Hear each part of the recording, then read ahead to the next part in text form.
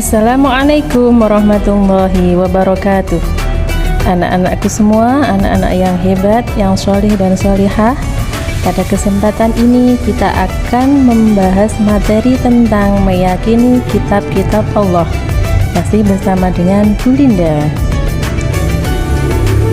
Anak-anak, adapun tujuan pembelajaran pada kesempatan hari ini adalah 1. Peserta didik mampu menjelaskan pengertian iman kepada kitab-kitab Allah. 2. Peserta didik mampu menyebutkan nama-nama kitab-kitab Allah. Yang ketiga, peserta didik mampu membedakan nama-nama kitab Allah dan Rasul penerimanya. Yang keempat, peserta didik mampu membedakan kitab dan suhuf serta Rasul penerimanya. Pengertian iman kepada Allah. Iman kepada Allah Subhanahu wa Ta'ala adalah membenarkan bahwa Allah Subhanahu wa Ta'ala mempunyai kitab-kitab yang diturunkan kepada para rasulnya. Kitab-kitab itu merupakan kalam Allah Subhanahu wa Ta'ala yang berfungsi sebagai cahaya dan petunjuk bagi manusia. Semua kandungannya merupakan kebenaran yang wajib diikuti dan dilaksanakan. Iman kepada kitab-kitab Allah. Allah menurunkan kitab suci sebagai petunjuk bagi manusia. Adapun kitab-kitab yang diturunkan oleh Allah, yaitu Taurat, diturunkan kepada Nabi Musa alaihissalam. Zabur diturunkan kepada Nabi Daud alaihissalam. Injil diturunkan kepada Nabi Isa alaihissalam, dan Al-Quran diturunkan kepada Nabi Muhammad sallallahu alaihi wasallam. Yang pertama adalah kitab Taurat. Kitab Taurat diwahyukan kepada Nabi Musa alaihissalam pada abad ke-12 sebelum Masehi. Nama Taurat berarti hukum atau syariat. Pada saat itu, Nabi Musa alaihissalam diutus oleh Allah Subhanahu wa Ta'ala untuk berdakwah kepada bangsa Bani Israel.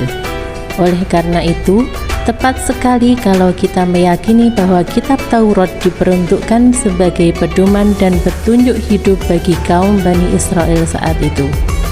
Adapun bahasa yang digunakan dalam kitab Taurat adalah bahasa Ibrani.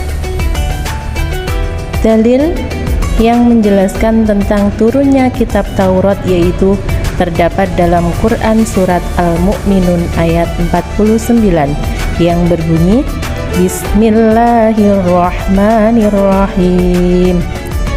Walaqad atayna Musal kitaba la'allahum yahtadun, yang artinya sungguh kami benar-benar telah menganugerahkan kitab Taurat kepada Musa agar mereka Bani Israel mendapatkan petunjuk.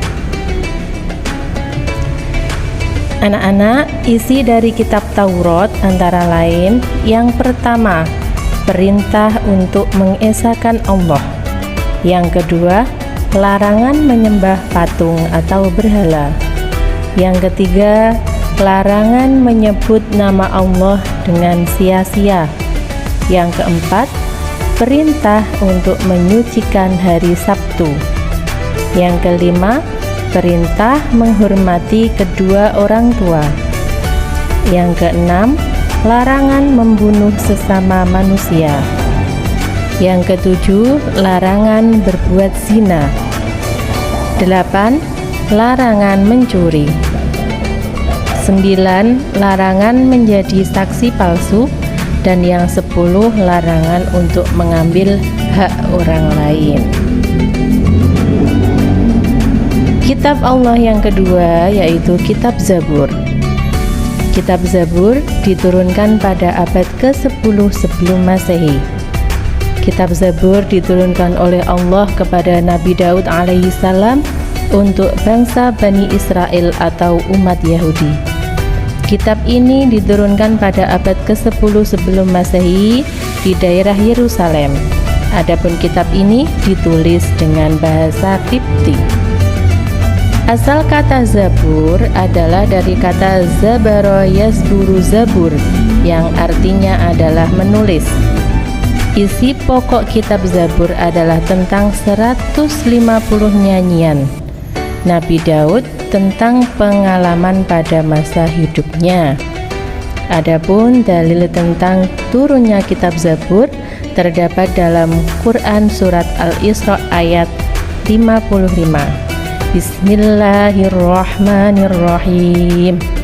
Wa rabbuka a'lamu biman fis samawati wal ard wa laqad faddalna ba'dan nabiyyina 'ala ba'din wa atayna Dawuda zabura. Tuhanmu lebih mengetahui siapa yang di langit dan di bumi. Sungguh kami telah melebihkan sebagian nabi-nabi atas sebagian yang lain, dan kami anugerahkan Zabur kepada Daud.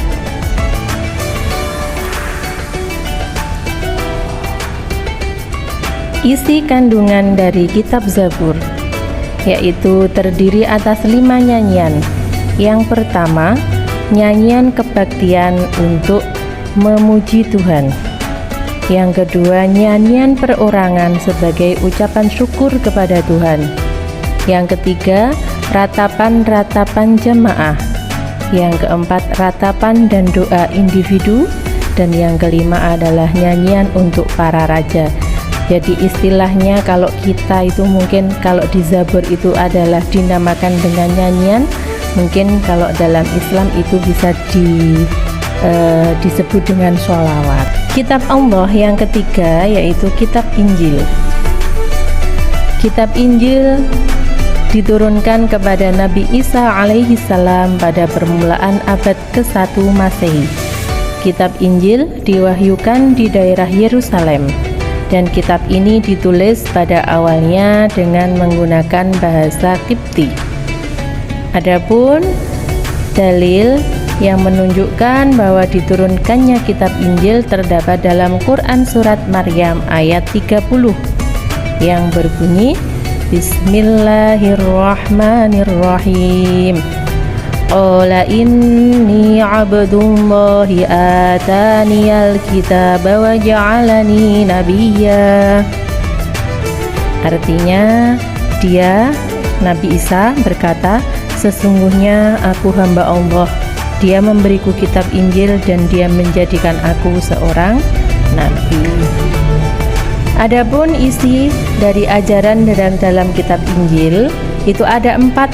Yang pertama yaitu perintah untuk kembali mengesahkan Allah Subhanahu wa Ta'ala.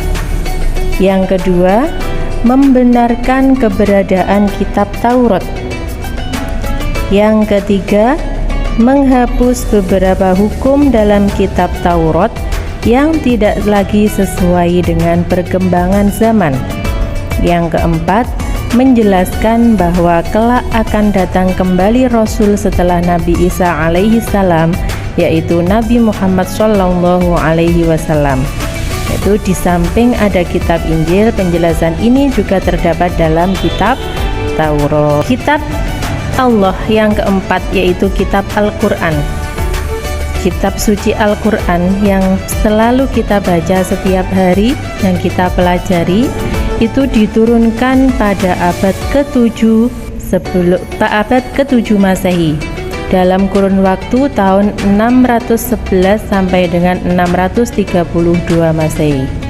Kitab Al-Quran merupakan kitab yang diturunkan Allah Subhanahu wa Ta'ala kepada Nabi dan Rasul yang terakhir yaitu Nabi Muhammad sallallahu alaihi wasallam.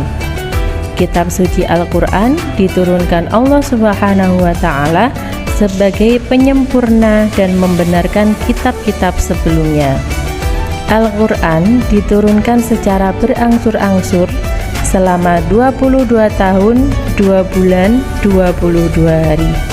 Dan di dalamnya terdapat 30 juz, 114 surat dan 6.666 ayat. Adapun dalil diturunkannya Al-Quran terdapat dalam Quran surah Ali Imran ayat 3 yang berbunyi Bismillahirrahmanirrahim. Nazzala 'alaikal kitaba bil haqqi musaddiqan lima baina yadayhi wa anzalat taurata wal injil. Dia menurunkan kepadamu Nabi Muhammad kitab Al-Quran dengan hak, membenarkan kitab-kitab sebelumnya, serta telah menurunkan Taurat dan Injil. Isi dari kitab Al-Quran itu ada 5. Yang pertama yaitu tentang akidah atau keyakinan, yaitu hal-hal yang berkaitan dengan keyakinan, seperti mengesahkan Allah Subhanahu wa Ta'ala dan meyakini malaikat-malaikat Allah Subhanahu wa Ta'ala. Yang kedua yaitu tentang akhlak atau budi pekerti, yaitu berkaitan dengan pembinaan akhlak mulia dan menghindari akhlak tercela. Yang ketiga, ibadah, yakni yang berkaitan dengan tata cara beribadah, pembinaan akhlak mulia dan menghindari akhlak tercela, seperti halnya sholat, zakat, dan ibadah yang lainnya. Kemudian yang keempat adalah muamalah, yakni berkaitan dengan tata cara berhubungan kepada sesama manusia. Yang kelima yaitu tarikh atau sejarah, kisah orang-orang atau umat terdahulu. Kemudian selanjutnya yaitu perbedaan antara kitab dan suhuf. Jadi kalau kitab itu ada lembaran yang sudah dibukukan, kalau suhuf itu kitab suci yang masih berupa lembaran. Kitab dan suhuf mempunyai persamaan dan juga perbedaan. Persamaannya adalah keduanya sama-sama firman Allah Subhanahu wa Ta'ala yang diturunkan kepada para rasulnya. Adapun perbedaan antara kitab dan suhuf antara lain: 1. Isi kitab lebih banyak daripada isi suhuf. Yang kedua, bentuk dari kitab sudah dibukukan, sedangkan suhuf masih berbentuk lembaran-lembaran yang terpisah. Yang ketiga, kitab biasanya berlaku lebih lama daripada suhuf. Secara rinci, para nabi dan rasul menerima suhuf dari Allah Subhanahu wa Ta'ala. Di antaranya Nabi Ibrahim menerima 10 suhuf. 2. Nabi Musa menerima 10 suhuf. Yang ketiga ada Nabi Sid menerima 50 suhuf, dan yang keempat ada Nabi Idris menerima 30 suhuf. Hikmah beriman kepada kitab-kitab Allah. Yang pertama, mempertebal keimanan kepada Allah Subhanahu wa Ta'ala. Yang kedua, mengetahui perhatian Allah Subhanahu wa Ta'ala terhadap hamba-hambanya yang menjadikannya hidayah bagi setiap umat. Ketiga, mengetahui hikmah Allah Subhanahu wa Ta'ala menurunkan kitab-kitab atau hukum-hukumnya sesuai keadaan setiap umat. Yang keempat, meyakinkan kita bahwa Al-Quran adalah risalah Nabi dan Rasul. Dan yang terakhir, yang kelima, menyadarkan kita akan kasih sayang Allah Subhanahu wa Ta'ala. Dan yang terakhir, yang keenam adalah menanamkan sikap toleransi terhadap penganut umat agama lain. Demikian penjelasan dari materi meyakini atau iman kepada kitab-kitab Allah. Semoga bermanfaat.